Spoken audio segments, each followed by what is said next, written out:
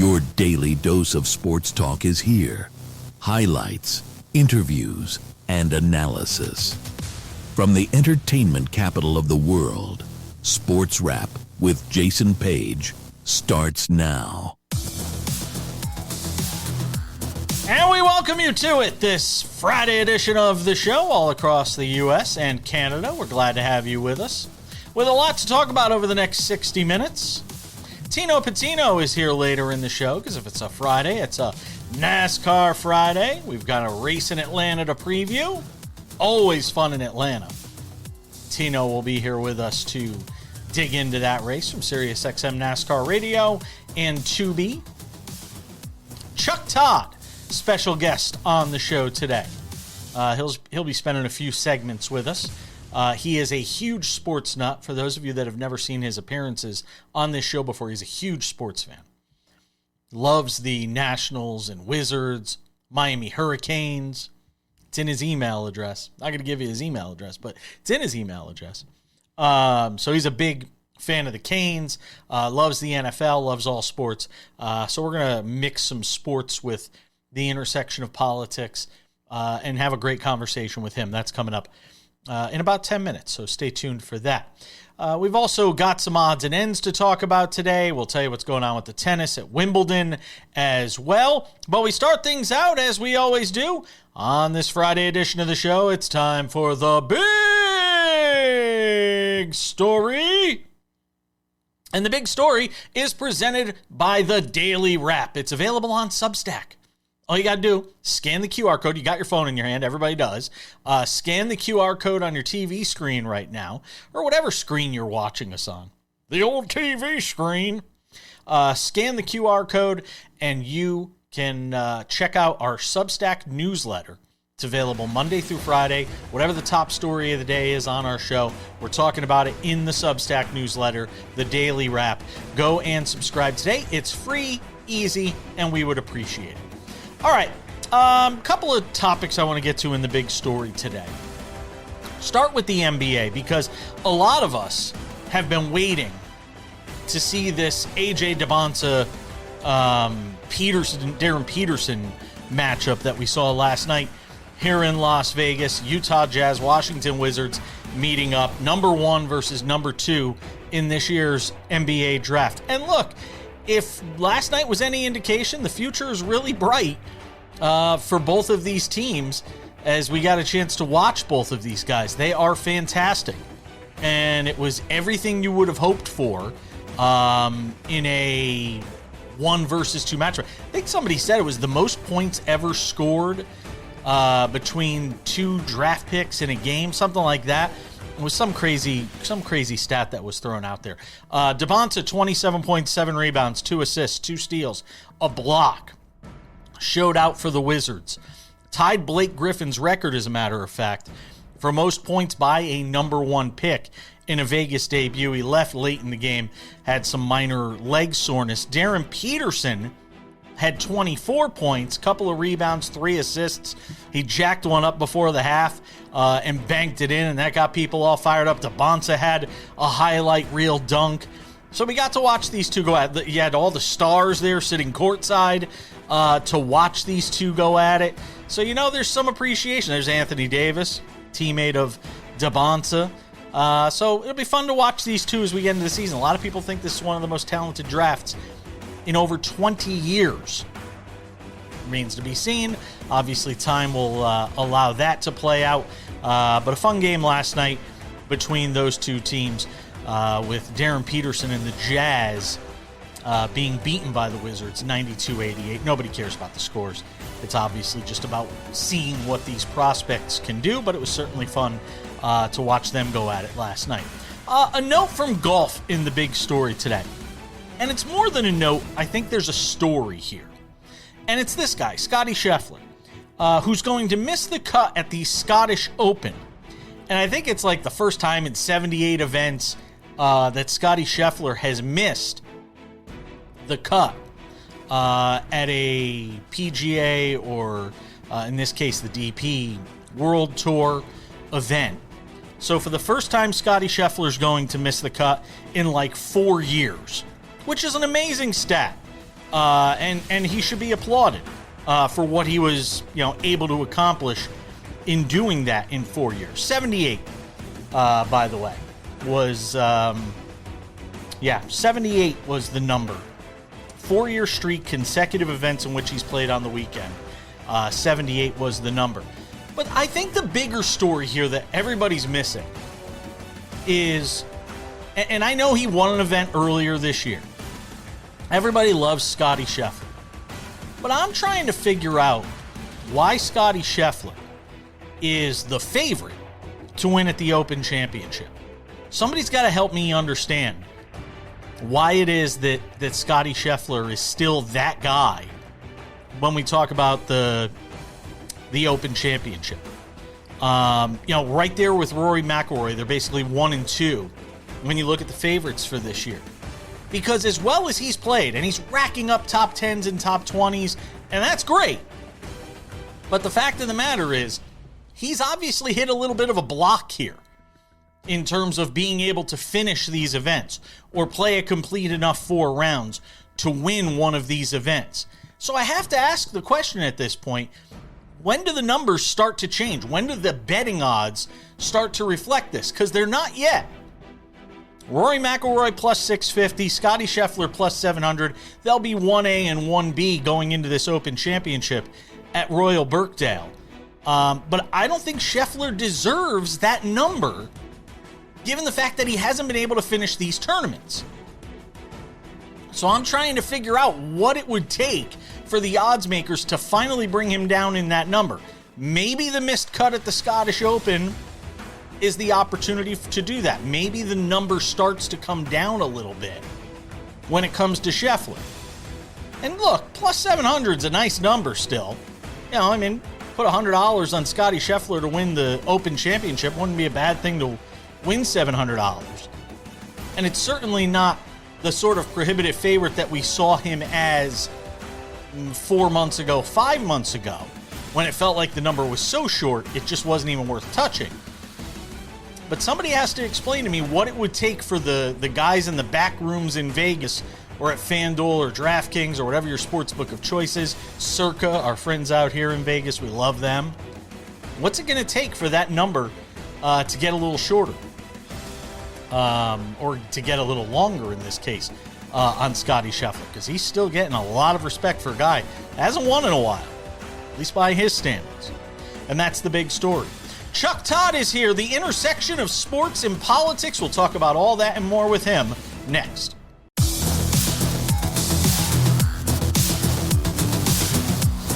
SportsWrap continues on this Friday, and anytime we can get this guy to hang out with us, it's always a good day. The one and only Chuck Todd. Nice to see you. I'm used to looking to the TV on my left, not the monitor on my left, and seeing you on the television. Well, that's that old, it's like, am I listening to you on a transistor radio? Come on, man. We have moved on. Nobody's watching those little weird boxes anymore. Oh, but I still see you. You still pop up as a commentator. Maybe. We're all multi-platform, right, Jason? People want your opinions, and I always find I'm always flattered when any of the news networks call me up. And can I tell you a funny story? I was on Newsmax 2 the other day.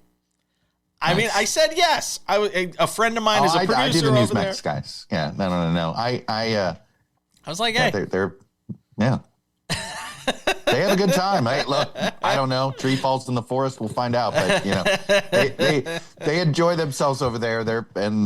It's a good operation. Yeah. So I mean, you go wherever. When you have time, you pop on and do these things. So Chuck is joining us. He's got, by the way. Hey, by the way, let me guess. Newsmax wanted to do Caitlin Clark.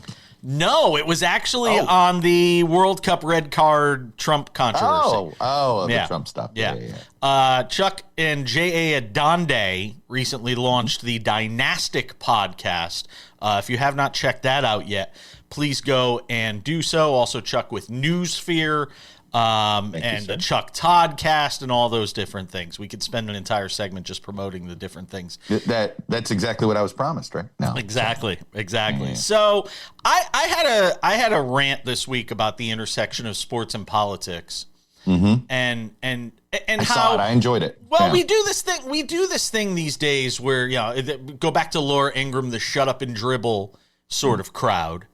And, the Donald Trump red card FIFA thing brought this to mind. And I'm curious to get your thoughts, because a lot of these sports companies and media companies are running away from this stuff out of fear of alienating, some of their viewers or some of their listeners.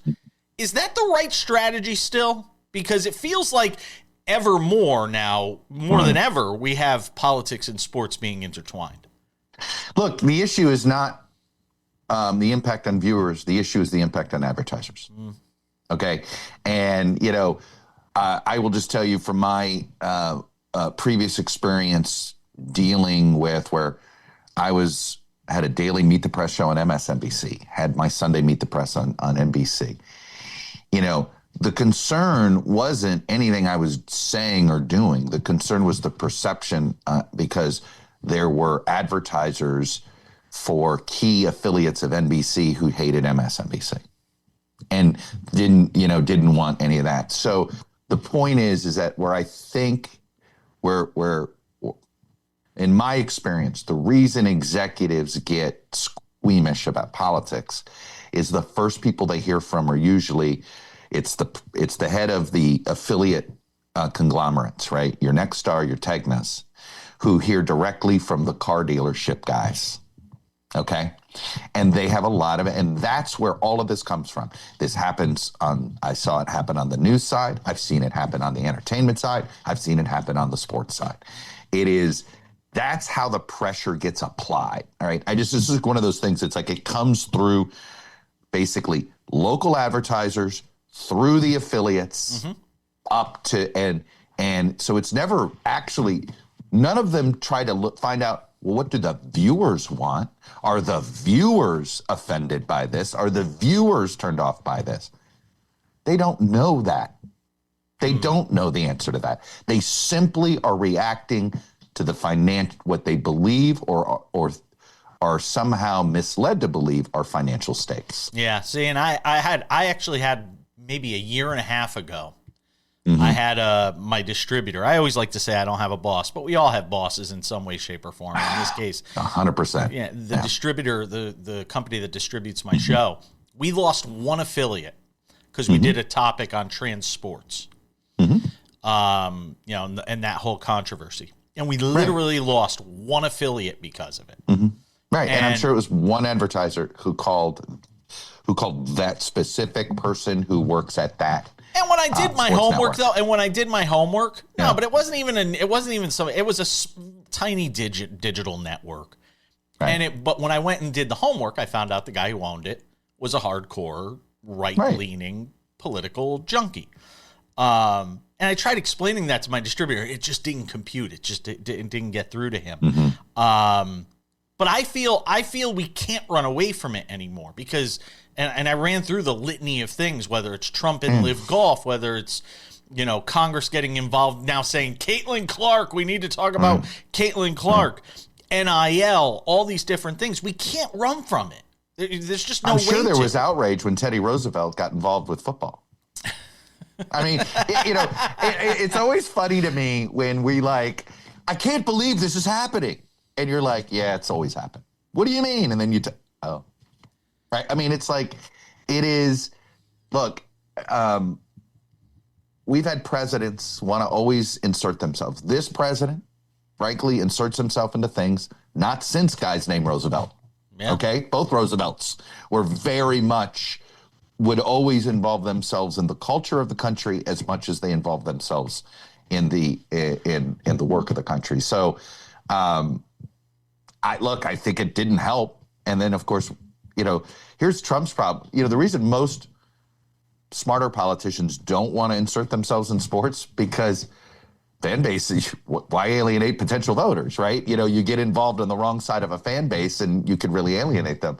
And, of course, the running gag right now is, man, Trump's got the sports cooties, right?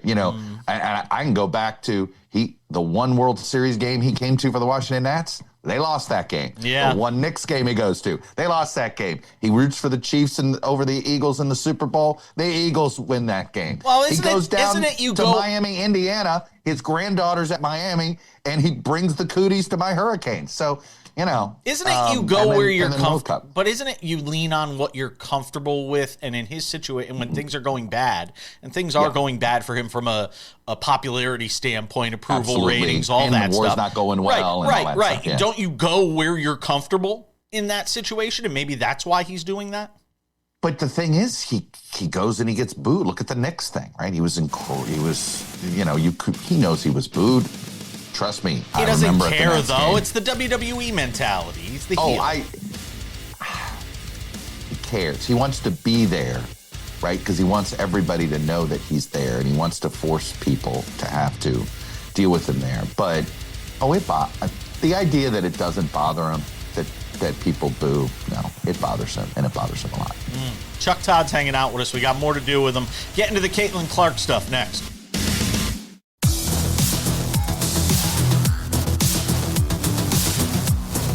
Chuck Todd isn't just a political commentator. He's also a sports junkie, which is why he comes on with us. And then I make him talk about politics, and he's like, why the hell did I come on here? I could have gone on Newsmax or CNN and done that.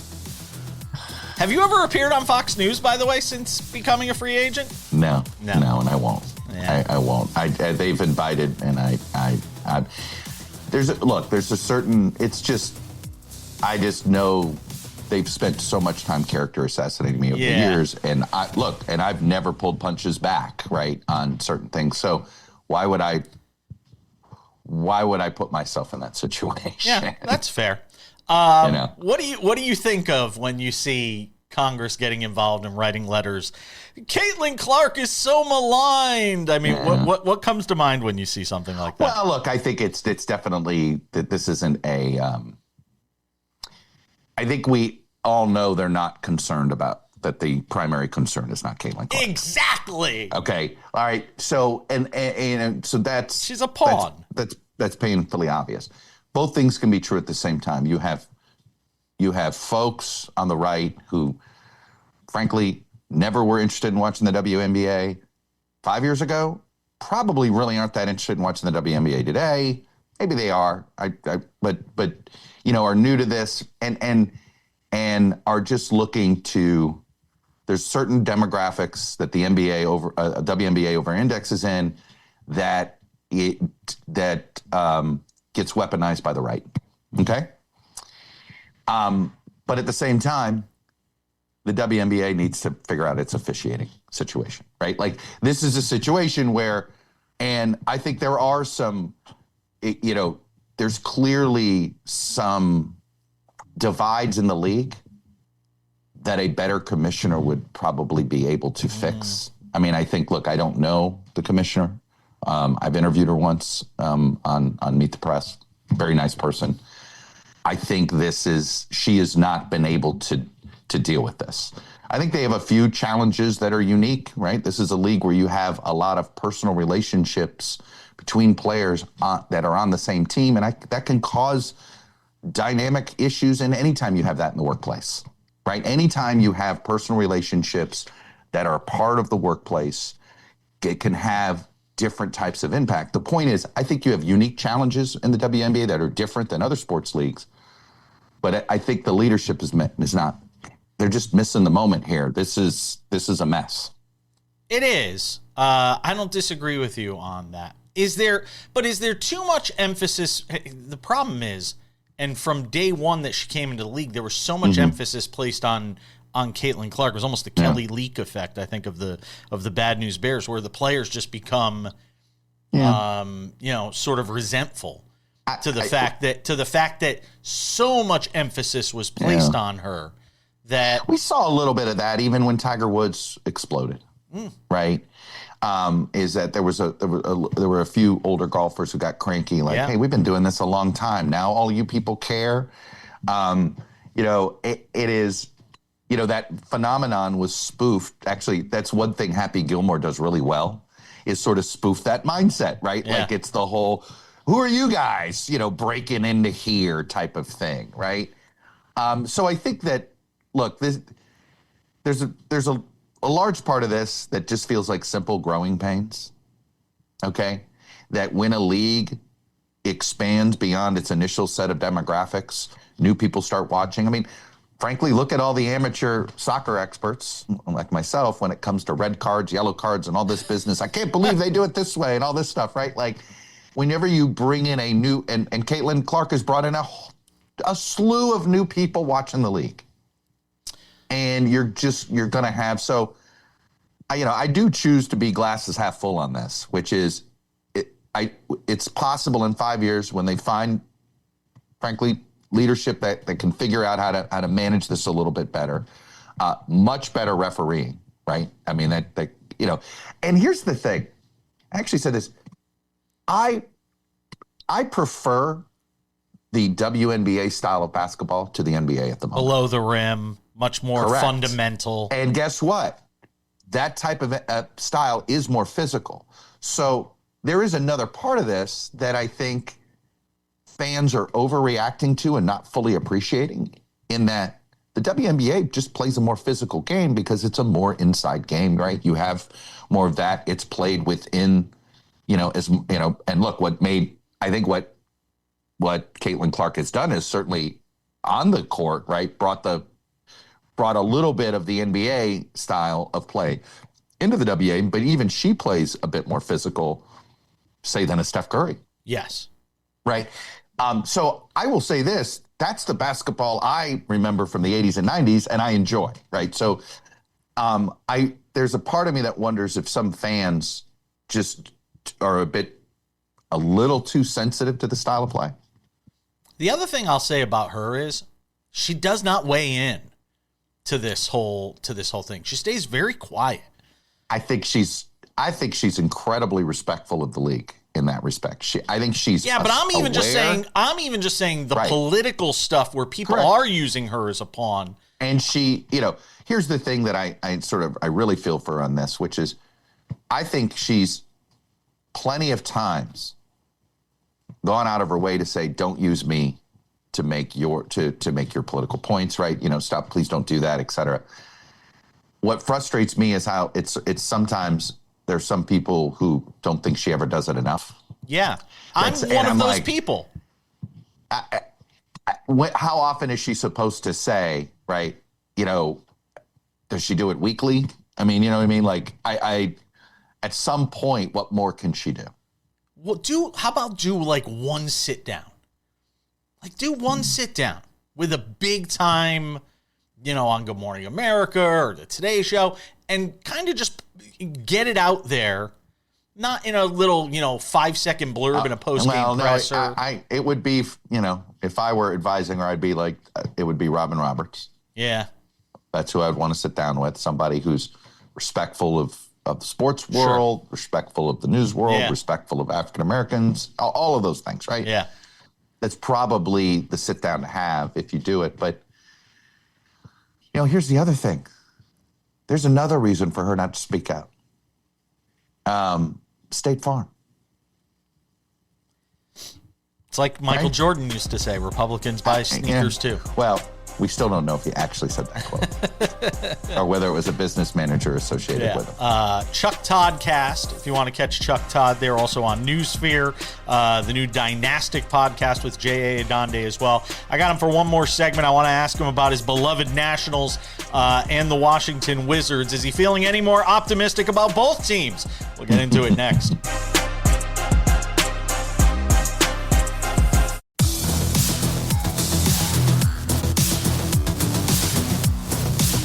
The great Chuck Todd hanging out with us on this Friday edition of the show.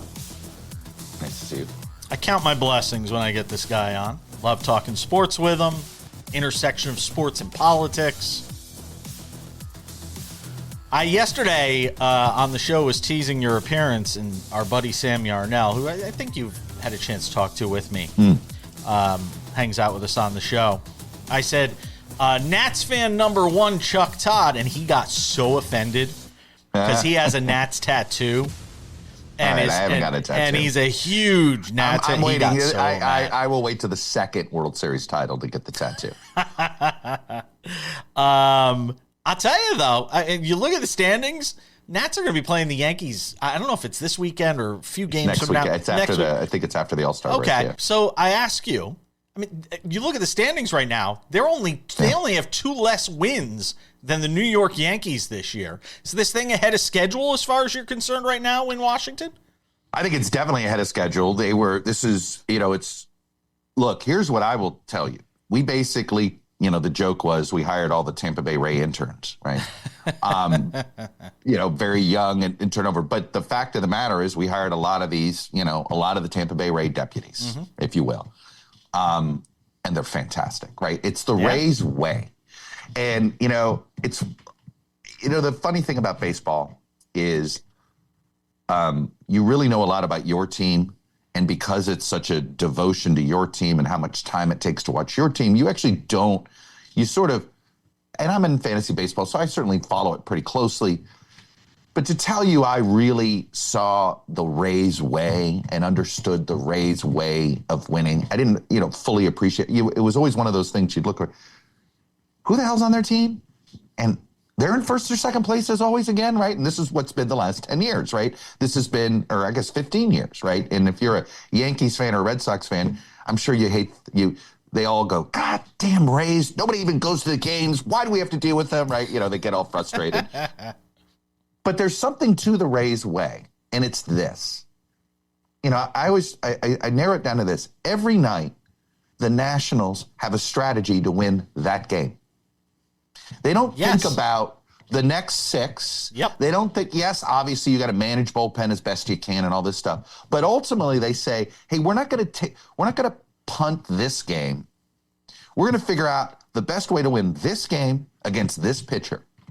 And you throw in the adjustments they've made. The transformation on the hitting side has been phenomenal. Guys like Luis Garcia, guys like Curtis Mead, but the most dramatic change has been our center fielder, Jacob Young. This was a guy who we were always lamenting. Kornheiser, his son, so Liz and I were in this group chat, and we're always like watching the games together, being and moaning, and we always were going, Jacob Young, he's just a great outfielder. The kid can't hit. We've been lamenting this. It had been 3 seasons. All of a sudden, the new hitting coach comes in, and Jacob Young's a serviceable hitter all of a sudden. All right, he's not gonna turn into Ricky Henderson in center field, but he's got the speed and the defense. He makes some phenomenal catches, and he's now suddenly a good enough outfielder, especially if you got guys like James Wood. In that lineup. So look, it's not just that they're developing the players, they're teaching the players, they're coaching the players. Now, we got pitching issues. And this has been a problem, and you can turn around hitting problems quickly. It takes longer to transform a pitching philosophy, and we've got a long way to go as an organization. And I'm on the fence on this. The fan in me is like, God damn it, we better be buyers. Let's go get a pitcher. Let's go fix the bullpen. We can actually do this. We can get in the wild card. Yeah, I wouldn't mortgage doing that, right? Because at the end of the day,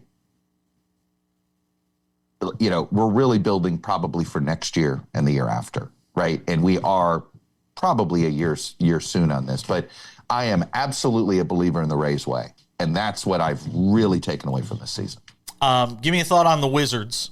You go and get AJ Dybantsa. I remember when they got the number 1 overall pick, and you were like, oh, they'll figure out a way to screw it up. They get Dybantsa. You had Peterson versus Dybantsa on Thursday night out here in Las Vegas, and it was a pretty entertaining most show. Wizards fans are just waiting. They're going to mess this up, right? Like, we didn't. There's something about this is going to go wrong, right? You just when you've watched a franchise always find a way to step under the piano as it's falling down from the top of the roof. You just assume it's coming, and it keeps not coming. Oh, that's right. Oh, they didn't trade AD. Oh, the only weird thing, the only very wizardy thing they did was extend Trae Young. And you're like, okay, I hope that isn't a Bradley Beal. I hope that we didn't Beal ourselves, right?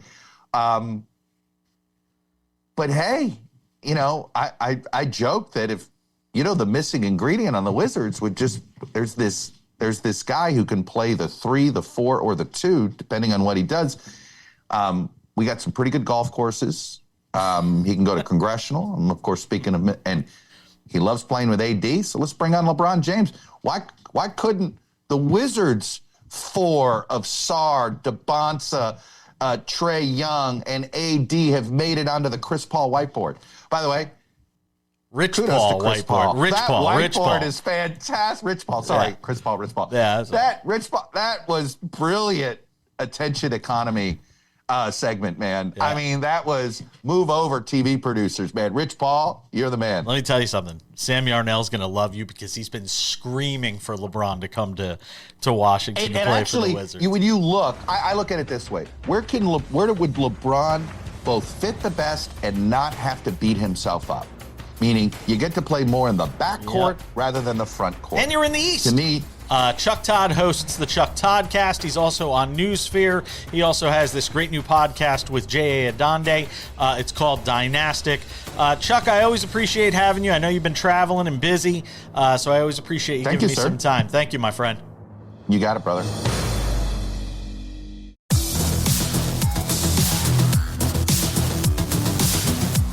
Welcome back to the show. Thanks again to Chuck Todd for hanging out with us.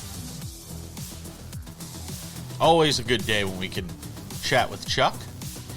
Odds and Ends wraps it up 10 minutes from now. But first, if it's a Friday, it can only mean one thing. It means this guy is here. Class up the show a little bit. Well, maybe a little bit. Scooch. It's Tino Patino, SiriusXM NASCAR Radio. Does a great job on the weekends, handicapping the races on Tubi as well.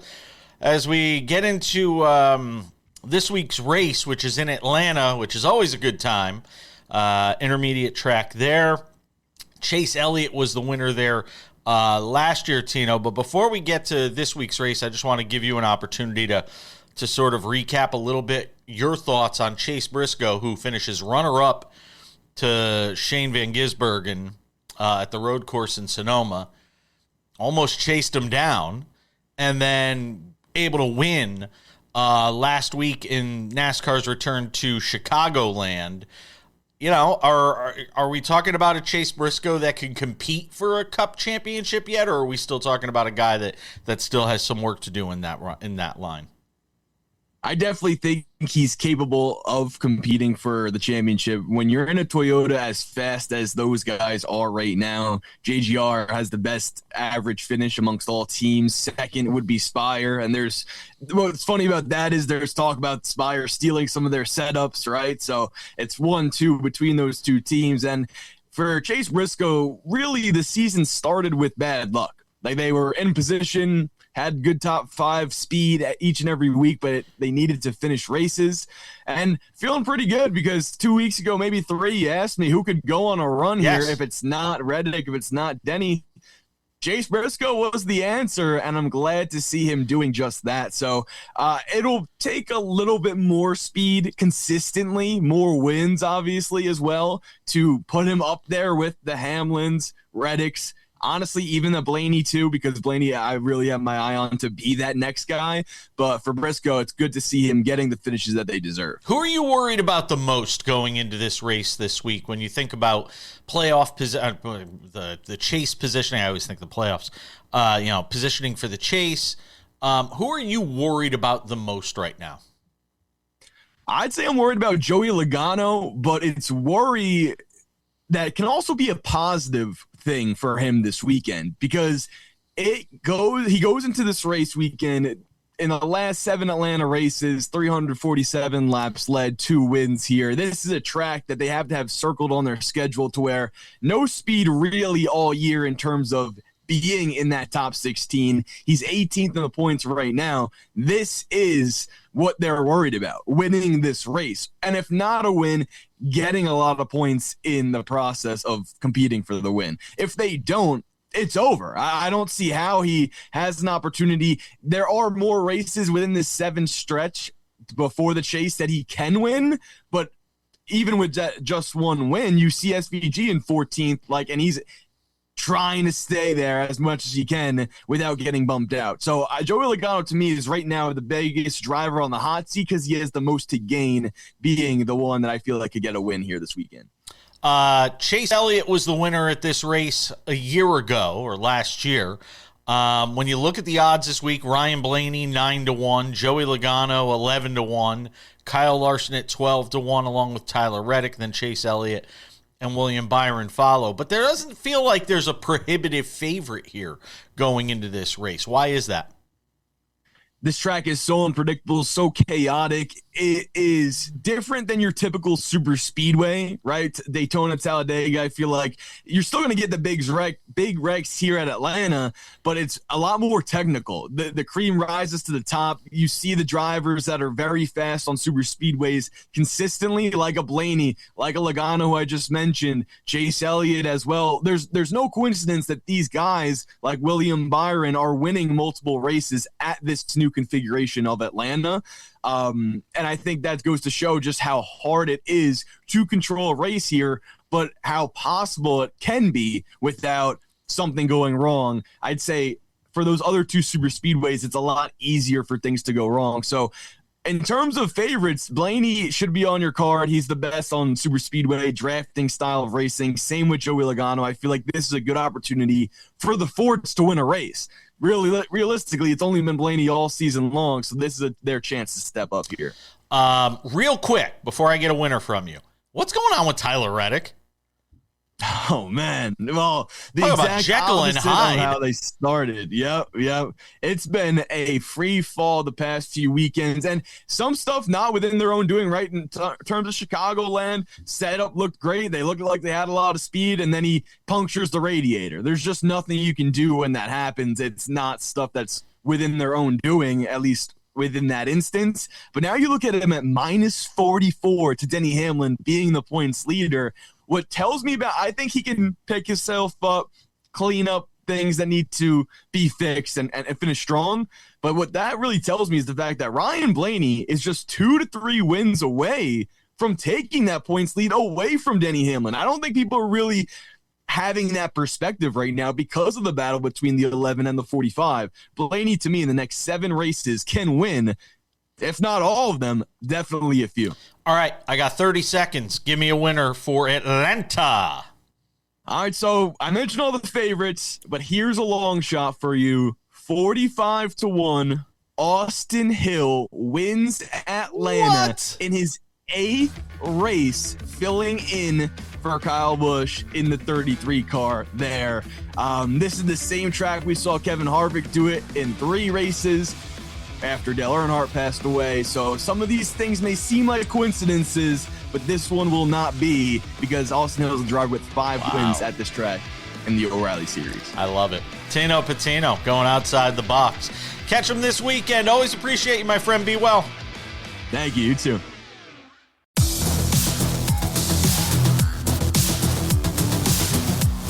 Just about time to put the wraps on this baby for a Friday. Don't forget, the weekend version of SportsWrap available on many of these same affiliates. 30-minute recap show of all the top stories of the week.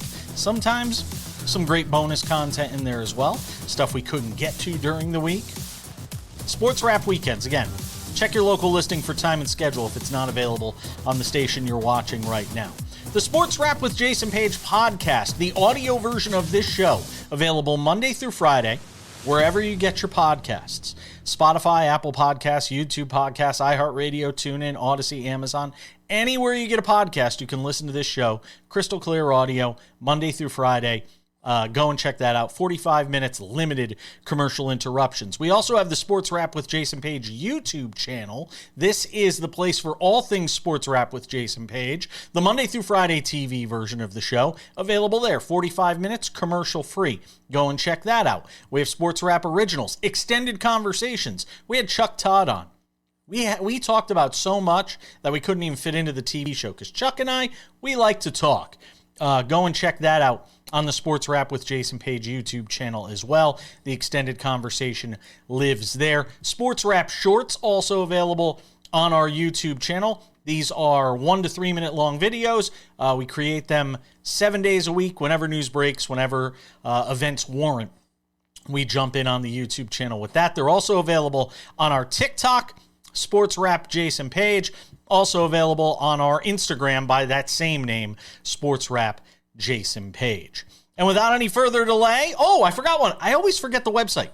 We just went and created this awesome website, and I always forget to mention it. The SportsWrap with Jason page website is live. Go and check it out. Everything SportsWrap related is there. The TV show, the podcast, the Substack newsletter, affiliate listings if you're looking to find the show in your area. Maybe you're traveling somewhere. Maybe you have a friend. You want to tell them where to watch it. Go over to sportswrap.tv, sportswrap.tv, and go and check out everything we have there. We got the merch store coming soon. You'll be able to get hats, t-shirts, polos, all that great stuff as well at sportswrap.tv. Make sure to go and do that. All right, now we can get to it without any further delay. On this Friday edition of the show, it's time for some odds and ends. Odds and ends, and I didn't think we'd be able to get this into the show because of the time we put the show together versus the time Wimbledon's men's semifinal was going to end. But they were both straight sets matches, so lo and behold, we get it in. Alexander Zverev, Sasha Zverev, defeating Arthur Ferry, the qualifier, the wild card, I should say, not qualifier, the wild card in this year's event, the Cinderella story. Straight sets win for Zverev gets him into the Wimbledon men's final for the first time. And he'll be meeting Jannik Sinner, because Sinner dusted Novak Djokovic in straight sets. Tough to watch. 6-4, 6-4, 6-4. And the questions will be asked, is this it for Djokovic when it comes to Wimbledon? I mean, he was beaten pretty soundly in this match, so it does make you wonder if this is sort of where he is at this stage of his career. Is he okay being the fourth best player in the world? Because that's kind of what he is right now. If you look at him behind Sinner, an injured Alcaraz, who hopefully will be back for the U.S. Open, but that's an unknown. And then Zverev, who just won his first Grand Slam at Roland Garros. Are we talking about the end for Novak Djokovic? We'll have to wait and see. He's obviously going to play through the rest of this year. Patrick McEnroe thinks he still intends to play. We'll see what he has to say in the days ahead, obviously. So Zverev versus Sinner on the men's side. Over on the women's side, it'll be Carolina Mahova, Linda Neskova. The odds over on FanDuel, it's basically a pick 'em. Mahova minus 120, Neskova plus 100. Have fun if you want to go and wager on that match between those two. One of them will be a first-time Grand Slam winner, which is pretty cool unto itself.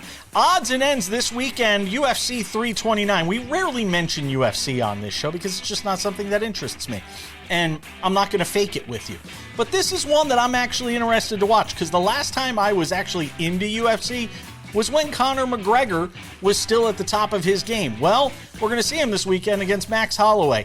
And if you believe Chael Sonnen, who I was watching on a show that shall go nameless because I'm not a big fan of the host anymore, but if you watched what Chael Sonnen had to say, he thinks that there's no way that Conor McGregor even makes it off the stool for the fourth round of this match.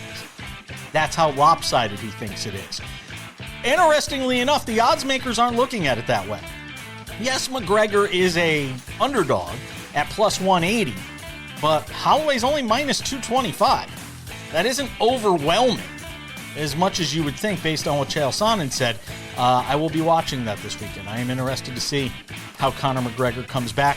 Heavier weight class, the open compound fracture he sustained. Interested to see what he does there. And if you're looking for something fun to watch this weekend that isn't guys beating the snot out of each other, may I give you the American Century Championship, celebrity golf at its finest.